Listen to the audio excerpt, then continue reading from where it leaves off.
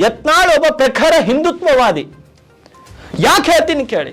ಒಂದು ಸಂದರ್ಭದಲ್ಲಿ ಯತ್ನಾಳ್ ಹೇಳ್ತಾರೆ, ನನಗೆ ಮುಸ್ಲಿಮರ ಓಟ್ಗಳೇ ಬೇಡ. ಈ ಒಂದು ಮಾತು ಹೇಳಕ್ಕೂ ಕೂಡ ತನ್ನ ಎದೆ ಗಟ್ಟಿಗಿರ್ಬೇಕಾಗತ್ತೆ. ಸುಮ್ಮನೆ ಅವ್ರಿವ್ರಿಗೆಲ್ಲ ಈ ಮಾತು ಹೇಳೋಕ್ಕಾಗಲ್ಲ. ನಾನು ಚಾಲೆಂಜ್ ಮಾಡಿ ಹೇಳ್ತೀನಿ, ಯಾವುದೇ ಒಬ್ಬ ಬಿಜೆಪಿ ನಾಯಕ ಈ ಮಾತನ್ನ ಹೇಳಲಿಕ್ಕೆ ಧೈರ್ಯ ಮಾಡುವುದಿಲ್ಲ ಮತ್ತು ಹೇಳಿ ತಾನು ರಾಜಕೀಯ ಮಾಡುವುದಕ್ಕೂ ಆಗಲ್ಲ. ಆದ್ರೆ ಯತ್ನಾಳ್ ಎಂಥ ಪ್ರಖರ ಹಿಂದುತ್ವವಾದಿ ಅಂದ್ರೆ ಮುಸ್ಲಿಮರ ಓಟ್ಗಳೇ ನನಗೆ ಬೇಡ ಅಂತ ಹೇಳಿರುವಂತಹ ಕಟ್ಟರ್ ಹಿಂದುತ್ವವಾದಿ. ಅದರಲ್ಲಿ ಬೇರೆ ಮಾತೇ ಇಲ್ಲ.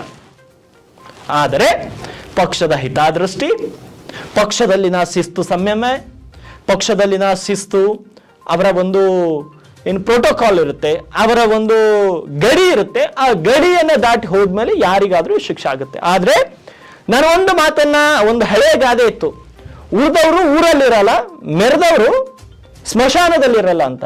ಈಗ ಅದಕ್ಕೆ ಇನ್ನೊಂದು ಆ್ಯಡ್ ಮಾಡಬೇಕು. ಏನು ಮಾಡಬೇಕು? ಉಳಿದವರು ಊರಲ್ಲಿರಲ್ಲ, ಮೆರೆದವರು ಸ್ಮಶಾನದಲ್ಲಿರಲ್ಲ. ಬಿಜೆಪಿಯಲ್ಲಿ ಯಡಿಯೂರಪ್ಪನಿಗೆ ಎದುರು ಹಾಕೊಂಡವರು ಬಿಜೆಪಿಯಲ್ಲಿ ಇರಲ್ಲ.